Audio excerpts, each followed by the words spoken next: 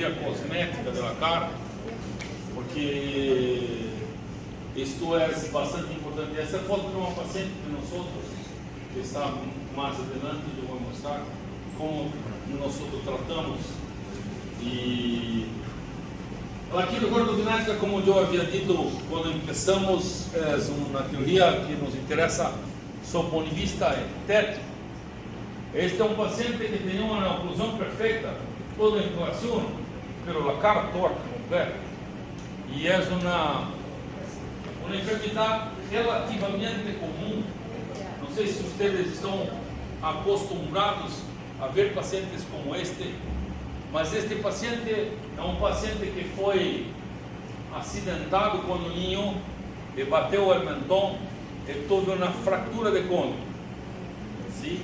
E as fraturas unilaterales de mandíbula em niños promovem este crescimento totalmente assimétrico de la cara. ¿Sí? E nós, quando temos uma cara muito torta, pode ser por três coisas. Uma cara torta, porque um lado não cresceu nada, quase como este, ou cresceu muito pouco, e o outro normal. Tu pode ter uma cara torta quando tem o que nós chamamos de hipertrofia condilar progressiva ou idiopática, e um lado da cara cresce muito e o outro normal. E tu pode ter uma somatória de los dois. Um cresceu pouco e o outro cresceu muito, e tu tens uma cara torta. O que passa é que o tratamento, desde que tu tenha cóndilos funcionais, é sempre o mesmo. Sim? Sempre o mesmo. Tu não necessita poner prótese em um côndilo como esse, porque é um côndilo que está funcionando normal. E uma pergunta que eu hago a vocês: se quando niño tu tem uma fratura de côndilo, e esse côndilo obviamente tem inserção do músculo pterigodeu lateral, sim? Que se une na cabeça do côndilo e na placa pterigoide do osso esfenoide. Quando tu tem uma fratura de côndilo, este côndilo se tomba sempre para mediar, sim? E o ramo se queda mais curto. A pergunta que eu hago a vocês: este côndilo puedes formar um côndilo novo, como se fosse um rabo de uma lagartixa? Pode formar um côndilo novo? Sim, no. Os niños da cirurgia ortognática, da cirurgia maxilofacial, me digam, pode formar um côndilo novo? Uma fratura de côndilo? Uma remodelação? Talvez. Mas o que passa é que se tu tem uma fratura com um niño abaixo de 8 anos, 8, 9 anos, tu vai ter um côndilo novo, com cabeça, cuello e cartilagem, igualzinho que o anterior. Sim, pero não tem o mesmo potencial de crescimento, mas vai formar um côndilo novo. E alguns radiologistas que não conhecem nada de crescimento craniano dizem que é um côndilo bífido, um côndilo duplo. Neste caso, essa paciente tem um côndilo duplo acá. Então, antes e depois, deixa-me se há foto. Não é foto dele acá, mas eu tenho foto dele em outros slides. Esse é o paciente que eu operei para que pudéssemos ter esta oclusão mantenida pela cara reta. E acá eu tenho todas as osteotomias e movimentações para ter um resultado bueno, como este. Mira, osteotomia de for 1, um pouquinho de enxerto acá, uma osteotomia de mentón, metade para cá, metade para lá, uma osteotomia sagital mais ancha acá, menos ancha acá, mais larga cá, menos larga cá. Quando eu trabalho com assimetrias as osteotomias sempre são distintas um lado da outra, para que eu tenha uma cara como essa.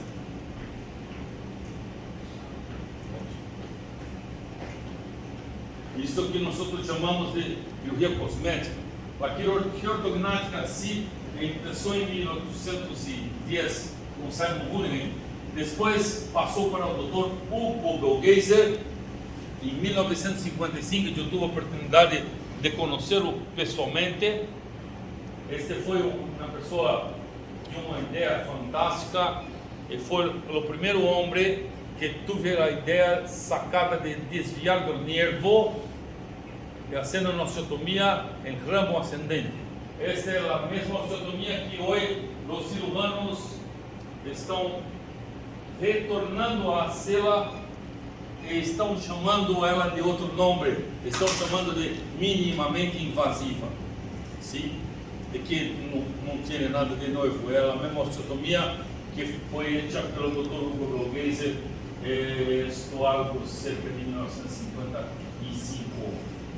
Sim? Essa é a osteotomia de minimamente invasiva que era feita acerca do ramo do ângulo mandibular, que hoje não utilizamos mais.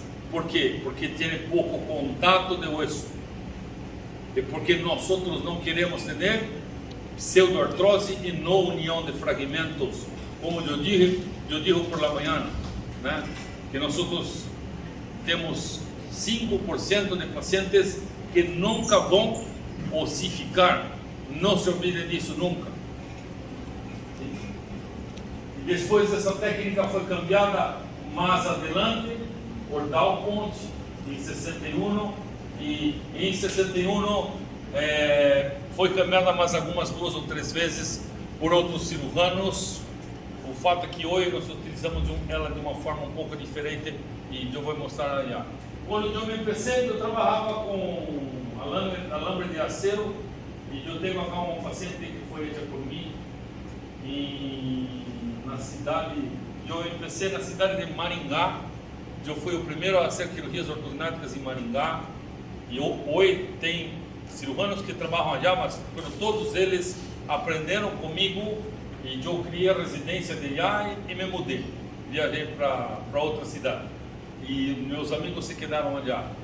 E esta é uma paciente que foi operada antes de 1994, que no Brasil não tinha tornilhos e tampouco plaquitas. E nós operávamos, paciente preparada pela ortodôncia, paciente do cunhado do Dr. Gastão, e sempre, 100% dos pacientes de cirurgia ortognática, como não tinha tornilho nem placa, nós começávamos por la crista de ilíaco, sacando a crista de ilíaco para ter enxerto. Porque senão, se tu não tienes tornilho, como tu vai avançar a maxila? Não vai parar? A musculatura põe de volta. Então, se nós hacíamos os avanços e poníamos enxerto por dentro, para que a maxila se quedasse avançada, sempre com crista de ilíaco, e aí eu hacía dessa forma, com alambre de acero e acá enxerto, alambre de acero e acá, todos os dientes com banda e com alambre. E para quem me perguntou se eu comecei a trabalhar com serra, eu comecei a trabalhar com broca e era um corte assim, um corte ancho, com uma broca 702.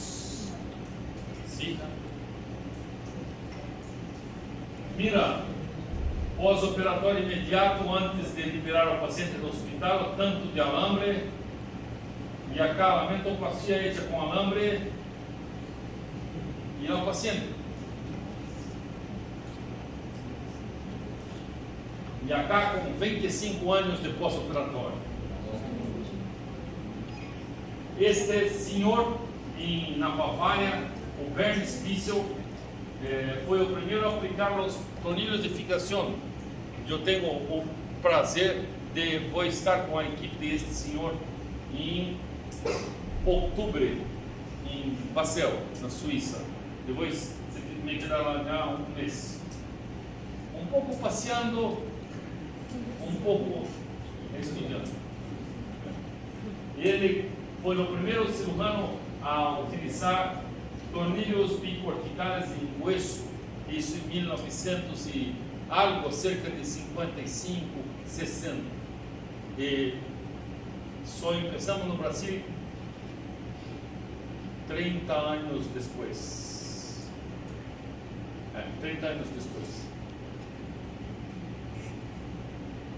Este foi a melhor função de dois profissionais, o Dr. Edward Engel, que foi cirurgião maxilofacial e depois se tornou ortodoncista e o criador da ortodôncia.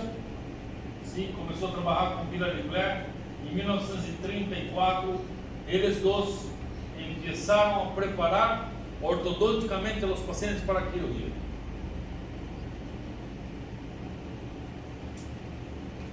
E os nossos pacientes sempre passam por uma análise facial. Esta é a minha prontuário de análise facial. As medidas são feitas acá. E o paciente vai para a cirurgia ortognática depois de finalizar a ortodôncia. Essa é uma paciente minha, uma médica ortopedista, banana face, lá prognata, mira, prognata. Eu hice planificação há mais de 20 anos, utilizando Dolphin. E nessa época, quando eu comecei, não teria 3D, né? Porque no Brasil o tomógrafo era só helicoidal. A hora que nós temos tomografia boa em Brasil, sim. E há tomógrafos que eu tenho amigos que trabalham com ele e que não há no Brasil. Há um tomógrafo que meus amigos utilizam para pacientes de cirurgia ortognática em Houston, no Texas, em Dallas, no Texas, e que há também na América do Sul, há no Chile, mas não há no Brasil. Eu trabalho no Hospital Sírio-Libanês e não compraram, que são tomógrafos portáteis, que o tomógrafo vai ao quirófano, na mesa cirúrgica, e faz uma tomografia 3D.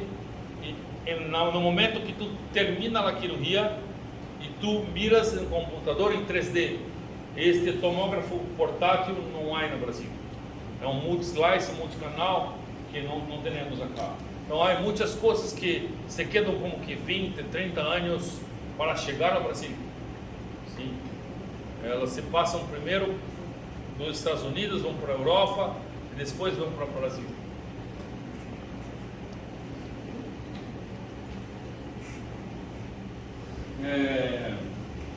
Então, se eu falei por la manhã, eu só vou mostrar a sequência que nós utilizamos para fazer uma planificação cirúrgica, sim, 3D. E depois vamos fazer um intervalo rapidinho para tomar um café, sim, um trago de café.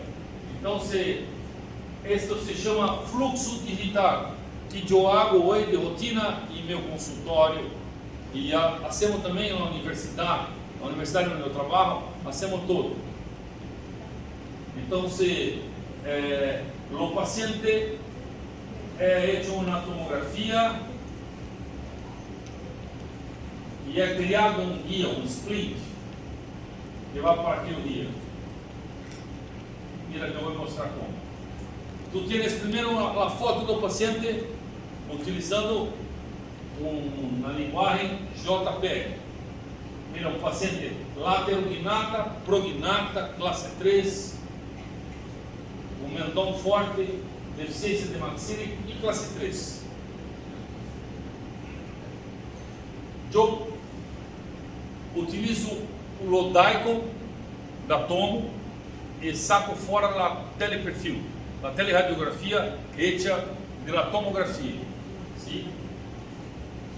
E são hechas as medidas e a cara é corrigida no 2D Depois utilizamos com foto, esse se chama Merge, 2D, e depois, antes e depois, este o paciente pode mirar, e acabam de criar um negócio que se chama crânio composto. Esse então é o diagram da tomografia, e eu pongo os modelos em STL que foram escaneados, e nós vamos recortar o STL e poner, substituir os dientes pelo STL. Então acá eu tenho um crânio com dientes que foram escaneados, sim? E nós vamos pintar utilizando as fotos, assim, para ter um crânio completo, composto.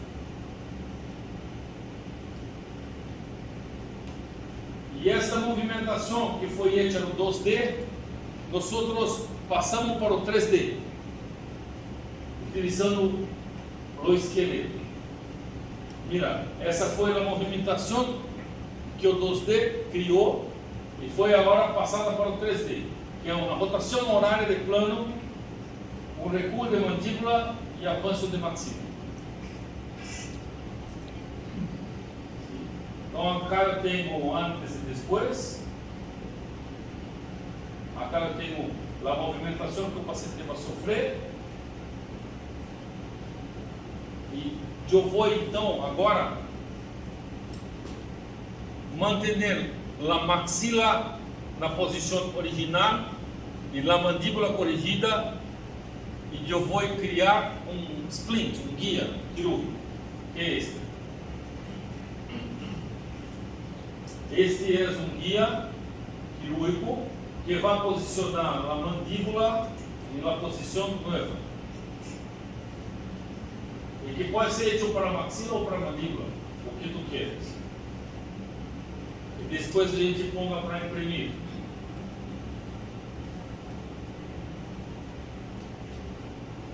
Um guia só ou 2 guias? Um guia só, sempre um guia só. Só um. Só o guia intermediário, não há guia final. Não necessitamos guia final, porque no final temos oclusão, perfeito. Tu não pode utilizar guia final. Por quê? Porque o guia final, ele levanta na mordida, e quando tu saca o guia final, tu tem toque anterior e mordida aberta posterior. E esse toque anterior pode ter pseudoartrose de maxila. Então você não utiliza guia, não se pode utilizar guia final, sempre só o guia intermediário. Só um recuerdo, quando eu fui ao IPC, os sábados e na tarde, eu fazia 2, 3 pacientes, no final do nosso time, era o passado, inicial, passado positivo, eu fazia os guias. Guia sim, modelo isso. Um traçado. Era o que teríamos.